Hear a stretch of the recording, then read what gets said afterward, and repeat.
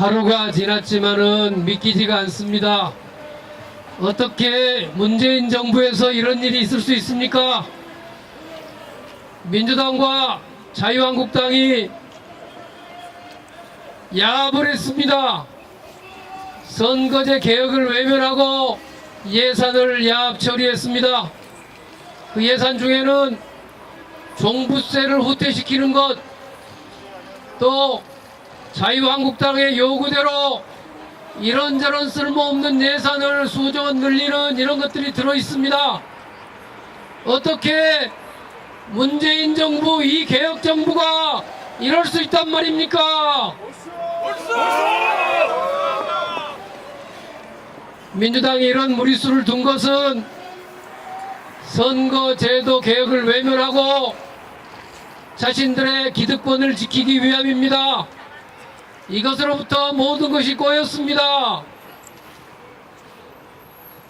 그저께 밤 기재위와 법사위에서는 종부세 후퇴를 한 법안을 편법으로 처리했습니다. 저는 많은 민주당의 지도자급 정치인들, 개혁적인 정치인들의 표정을 봤습니다. 참으로 곤혹스러운 표정이었습니다. 그 중에는 연동형 비례대표제, 민심 그대로 선거제도를 도입하자는 법안까지 발의한 민주당 의원들도 있었습니다. 어떻게 문재인 정부가, 민주당이 우리 개혁 세력을 외면하고 개혁적인 정치인들을 곤혹스럽게 하면서 자유한국당과 손잡고 개혁을 후퇴시킬 수 있다는 말입니까? 여러분, 민주당 지도부 규탄 받아 마땅합니다. 민주당 지도부는 각성해야 합니다. 민주당 지도부는 국민의 심판이 두렵지 않습니까? 저는 지난 6.13 보궐선거 이후에 민주당과 문재인 정부에게 개혁입법연대를 만들자고 했습니다.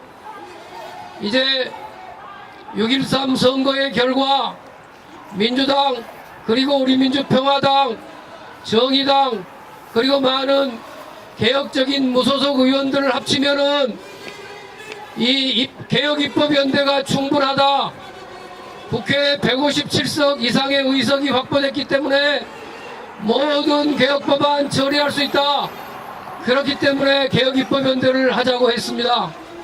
그런데 문재인 정부 민주당 수뇌부는 이를 외면하고 새누리당과 대연정의 길을 선택했습니다. 이것은 지난 2년 전 바로 이 자리에서 추운 날씨에 박근혜 퇴진을 요구하고 낡고 부패한 질서를 청소하기를 바라는 많은 개혁적인 국민들에 대한 배신입니다. 여러분, 그렇지 않습니까? 이대로 가면 문재인 정부의 개혁은 끝났습니다. 선거제도 개혁은 개혁의 출발점이고 핵심입니다. 선거제도를 비롯해서 많은 재벌개혁, 검찰개혁, 국가권력개혁, 국정원 개혁, 수많은 개혁 과제가 지금 어느 것도 되고 있지 않습니다. 바로 민주당과 문재인 정부가 많은 개혁 세력의 힘을 모으기는커녕 자신들의 기득권을 지키고자 자유한국당 같은 적폐 세력과 짬짬이하고 손을 잡았기 때문입니다. 여러분, 그렇지 않습니까? 그래서 저는 마지막으로 문재인 대통령과 민주당 수뇌부에 호소합니다. 문재인 대통령, 작년에 당선되고 일주일여 만에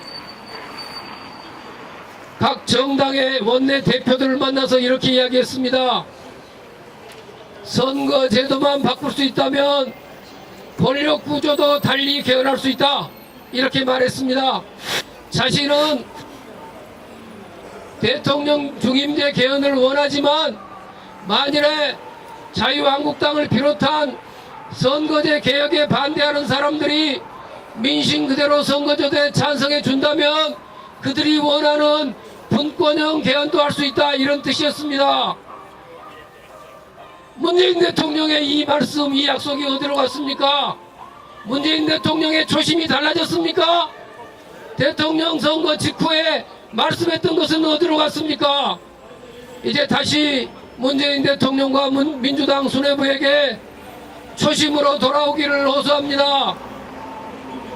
이제 각성하고 민주평화당을 비롯한 개혁세력과 함께 국민의 뜻을 받들어서 선거개혁, 민심 그대로 선거제, 연동형 비례대표제를 지금이라도 입법하는 데 나서줄 것을 요구합니다.